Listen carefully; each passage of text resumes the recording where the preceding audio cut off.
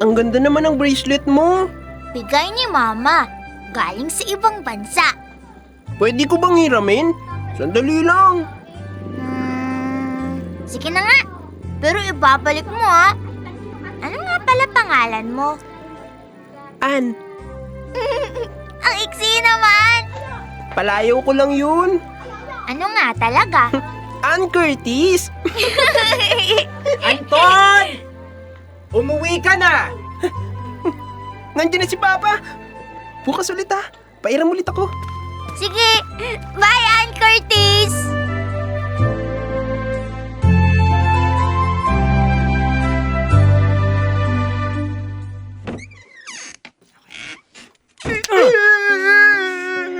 Anong sabi ko sa'yo, ha? Hindi ba dapat alas 6, nasa loob ka na ng bahay? Ilang beses ko bang uulitin? Ha? Naglaro lang po ako sandali. Sorry na po. At bakit may bracelet ka? Bakla ka ba, ha?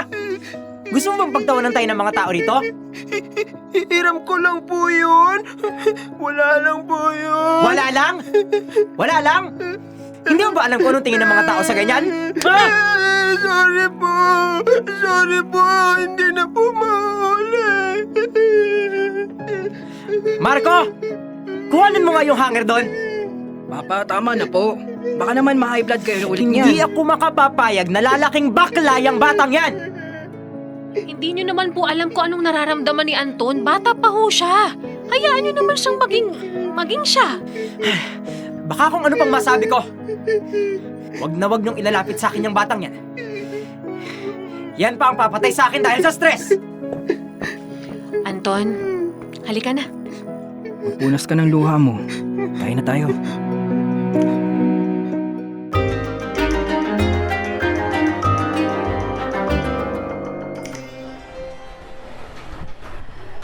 Anton, gusto mo chichirya? Anton ka ng Anton. Ann Curtis nga, di ba? Oo na, Ann Curtis. Sige na nga. Libre mo ako nga. Okay, G ka rin sa soft drinks? Bet na bet. Ate, pabili nga po ng 2 nito at 2 soft drinks. Paki-plastic na lang po. Salamat. Ito po bayad. Alam mo, bagay na bagay sa'yo yung headband.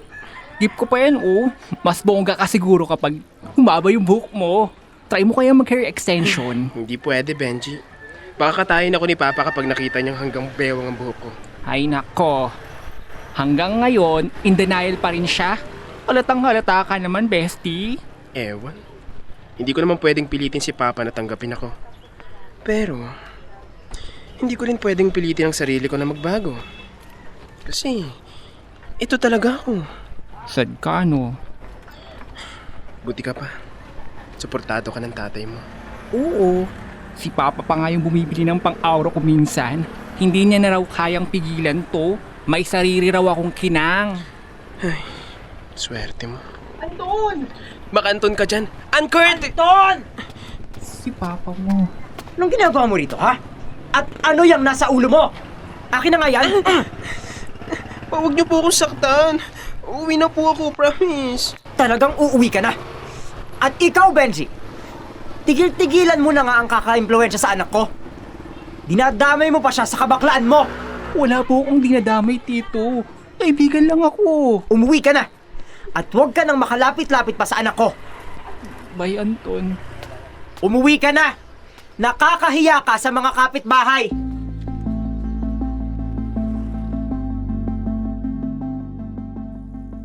Dear love, ganito na lang palagi ang sistema namin ni Papa. Hindi ko kayang ipakita ang tunay na ako sa loob ng bahay. Kaya tuwing lumalabas ako, doon lang ako nakakakilos ng malaya. Doon ko lang nararamdaman na totoo akong humihinga. Pero laging may kapalit, mahuhuli niya ako. Ipapahiya niya ako sa harap ng kung sino mang kasama ko. Pauuwiin, kasunod nun ng sermon, ang mga salitang lumalatay sa aking damdamin. At kapag masama ang timpla niya, doon nalalatay ang kamay niyang bigla na lang bibigwas sa katawan ko. Hindi ko maintindihan kung bakit hindi niya ako kayang tanggapin. Mas nadidiin tuloy ang pagiging bakla ko sa paningin niya. Lalo na tuwing ikinukumpara niya ako sa mga kapatid kong normal kung tawagin niya. Palagi niya sinasabi, Wala sa lahi natin ang kabaklaan. Para bang isa akong pagkakamali. Isa raw itong larong ginawa ko para lang inisin siya. Saktan siya, suwayin siya. Minsan, iniisip ko na lang kung namanhid na ba talaga ako. O baka mahaba lang talaga ang pasensya ko sa kanya. Dahil siya na lang ang natitirang magulang ko. Maaga kasing nawala si Mama. Sa mismong araw ng kapanganakan ko. Ang araw naman ng kamatayan niya. Doon nagsimula ang kalbaryo ko. Ako ang pinagbuhusan ni Papa ng lahat ng galit at lungkot na hindi niya kayang bitawan. Pero kahit ganun, alam ko sa sarili ko kung sino ako. At kahit kailan, hindi ko ikakahiya. Tanggap ko ang sarili ko. Kahit si Papa, hindi pa.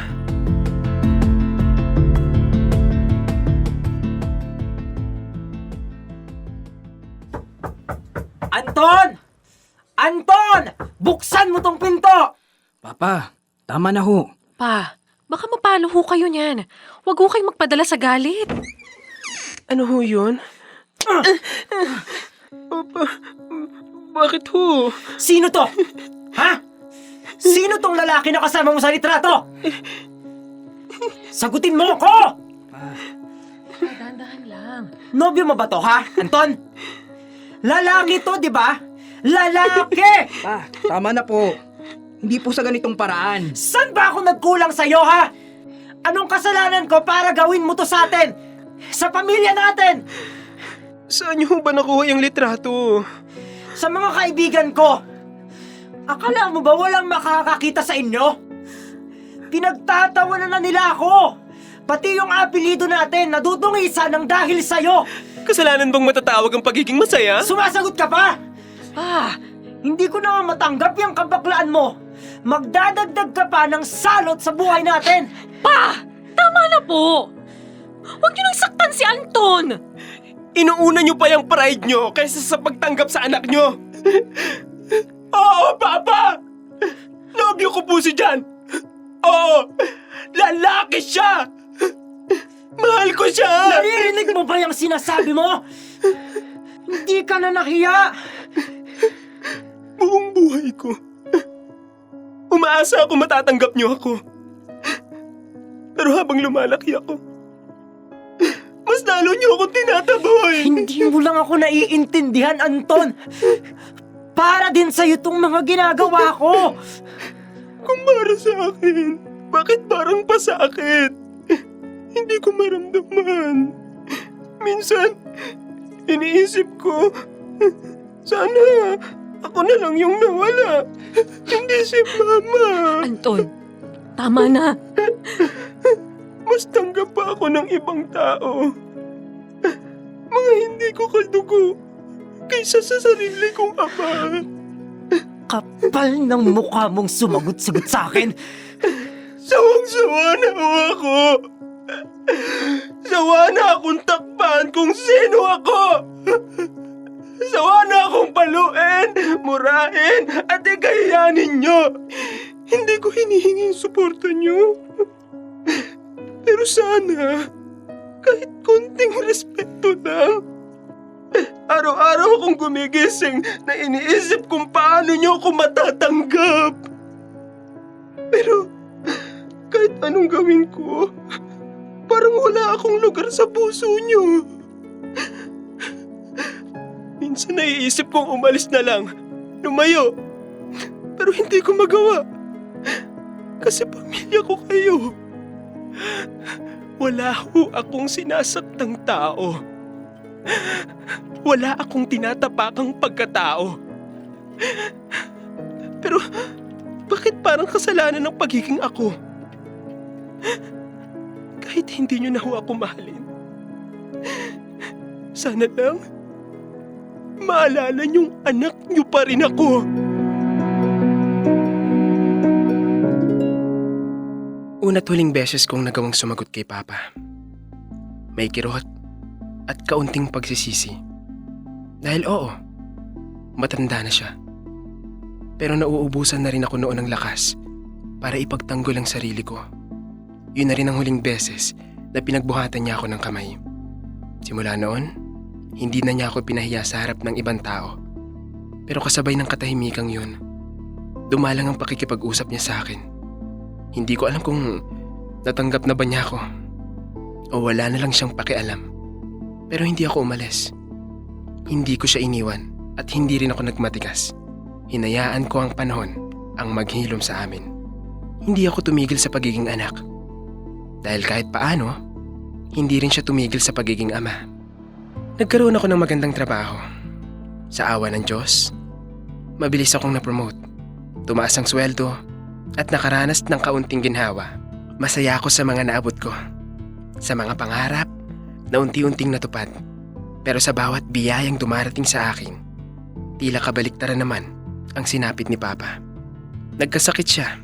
Sakit na unti-unting bumawi ng lakas at sigla niya. Hindi na siya nakabangon. At sa panahong iyon, isa-isa nang nagsipag-alisan sina Kuya Marco at Ate Leslie sa bahay. Nagkaroon na ng kanya-kanyang pamilya at bagong buhay. At ako, naiwan. Kasama si Papa.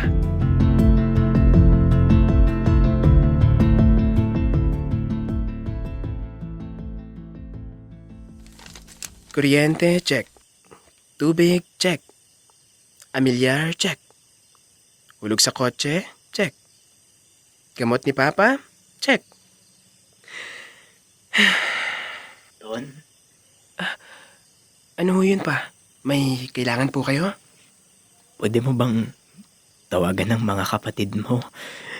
Hindi na sila dumadalaw dito. Ang tahimik na ng bahay. Baka ho busy.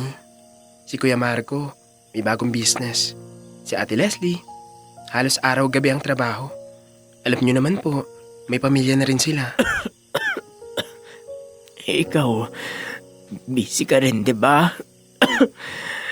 May trabaho ka. Pero ikaw ang palaging nandito. Palaging ikaw. Sige po, tatawagan ko sila mamaya. Nagsasawa na kayo sa pagmamukha ko. Anton, Opo pa, may kailangan pa po kayo? gusto ko lang humingi ng tawad sa'yo. Po? Sa lahat ng pagkukulang ko.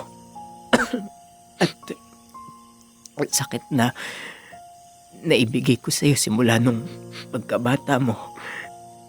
Pa?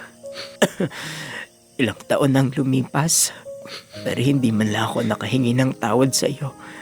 Ngayon lang ako nakahanap ng lakas ng loob, anak. Hindi niyo na po kailangan humingi ng tawad. Matagal ko na po kayong pinapatawad. Kahit wala akong narinig na sorry. Hindi po ako nagtanim ng sama ng loob pa. Anak, patawarin mo ko kung hindi ako naging patas sa'yo. Hindi ko lang sinabi noon. Pero natakot lang ako. Natakot ako na masaktan ka ng mundo dahil sa landas na pinili mo. Alam kong hindi madali na maging ikaw sa mundong ito. Kaya ako naging mahigpit hindi dahil sa galit ako. Kundi dahil naduwag ako. Naiintindihan ko po pa. Wala naman pong manual ang pagiging magulang. Pero dapat nagtiwala ako sa iyo. Sa tibay mo, ngayon ko lang lubos na nakita kung gaano ka katatag. At sobrang natutuwa ako kasi kinaya mong mag-isa. Pero sa kabila nun, nalulungkot ako kasi sana noon sinamahan kita. Sana hindi ko piniling lumayo. Pa, kahit po ganun, ramdam ko pa rin. Ang suporta nyo, kahit sa tahimik na paraan, hindi ko mararating ang kung anumang estadong narating ko kung hindi nyo ako pinalaki, pinakain, pinag-aral. May utang na loob pa rin ako sa inyo. Pero para sa akin, kulang na kulang pa yun. At dahil sa 3 kong anak, ikaw ang naiwan. Ikaw ang nag-alaga sa akin. Ikaw ang umako ng lahat. Maraming salamat, anak. At sana mapatawad mo ang papa. Pa naman eh. Pinapaiyak niyo ako. Salamat sa lahat, anak ko. Mahal na mahal ko po kayo pa. Mahal na mahal ka rin ng papa, anak.